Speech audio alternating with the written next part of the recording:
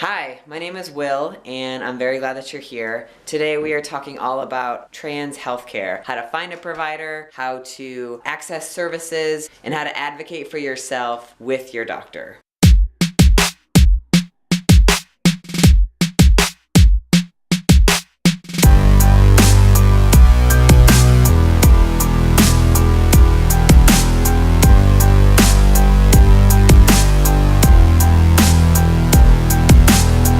Hi everyone. So my name is Liam. I work at Stonewall Columbus, and we are the LGBT Community Center in Central Ohio. I've been working there for about 4 years now, I think, as the Trans Outreach Coordinator. Primarily doing things with trans health, working a lot with youth, and yeah, I'm just kind of like a healthcare nerd, so I've been really interested in learning as much as I can about trans health.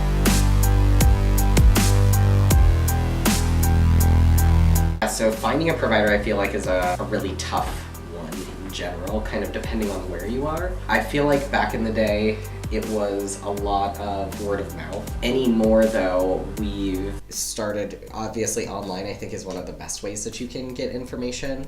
There are a lot of different websites out there that have info where you can immediately get reviews on providers.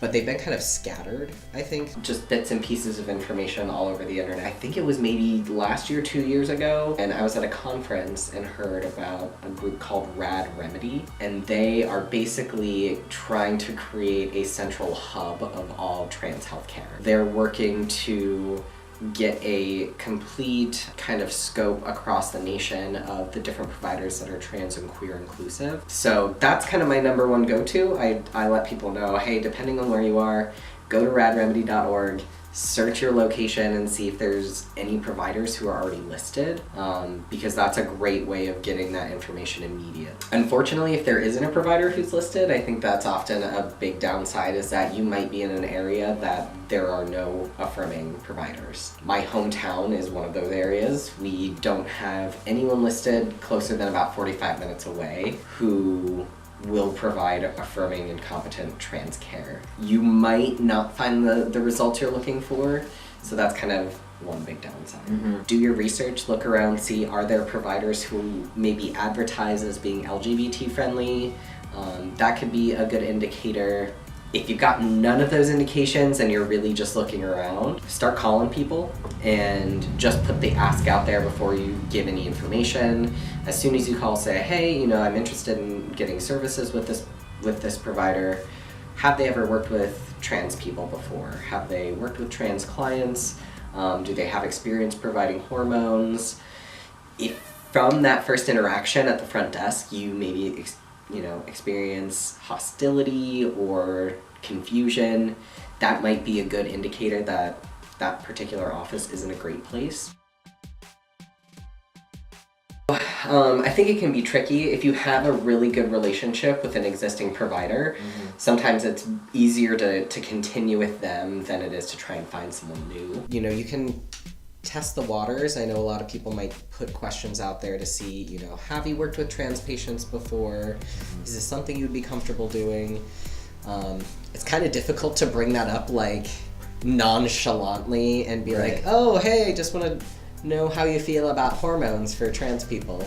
The best kind of advice I could give if you have that existing provider is do your research first.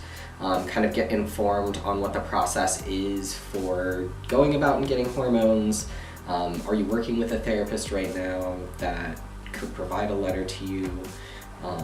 If you do that research ahead of time before you go and talk with your doctor, they may get the process moving a little bit quicker because they know that you've done that research first. If you go into them kind of not knowing what's going on and being like, I'm interested in this, but I don't really know what the side effects are, or I don't know how it's administered, they might, kind of push it off and just be like, all right, well, this isn't something you're really concerned about, so I'm not going to be concerned either as a provider. I think that people are often afraid of getting into prescribing hormones, especially if it's informed consent. If you have that knowledge uphill, they're going to know that, like, yeah, this person is serious about this, they've done their research. Mm-hmm. Okay. Absolutely, I think that is a big reality that a lot of people face. In my hometown, I knew that there was no chance of me accessing hormones while I was there. There are no providers in our area who are willing to provide hormones, at least that I could find, and this was probably about 5 years ago, so there may be progress now. But my option was really, I came to Columbus and found providers who I knew were going to be open. So, you know, I hate that the best advice might have to be that you may have to go somewhere else to get the best care. But for me, I had the access, I was able to come here. And if you can do that and it's an option for you, traveling to go and get healthcare is not it isn't a bad option. There's also the possibility there are some providers who will do just hormones and they won't be your primary care provider. So you may be able to actually continue to see your primary care physician back in your hometown while seeing a specific hormone-related doctor, you know, in a larger city. I know a good number of people who do that. They specifically come to Columbus so that they can get their hormones, but they still continue to see their original provider. They just don't get their prescription from them, which to me kind of makes no sense. It's a little ridiculous that, you know, the provider's like, well, I won't give them to you, but if you get them from someone else, I'll continue to provide them. So that's kind of strange, but. So what do you do when you have a bad experience? I think the first piece that I think is most important is kind of self-care.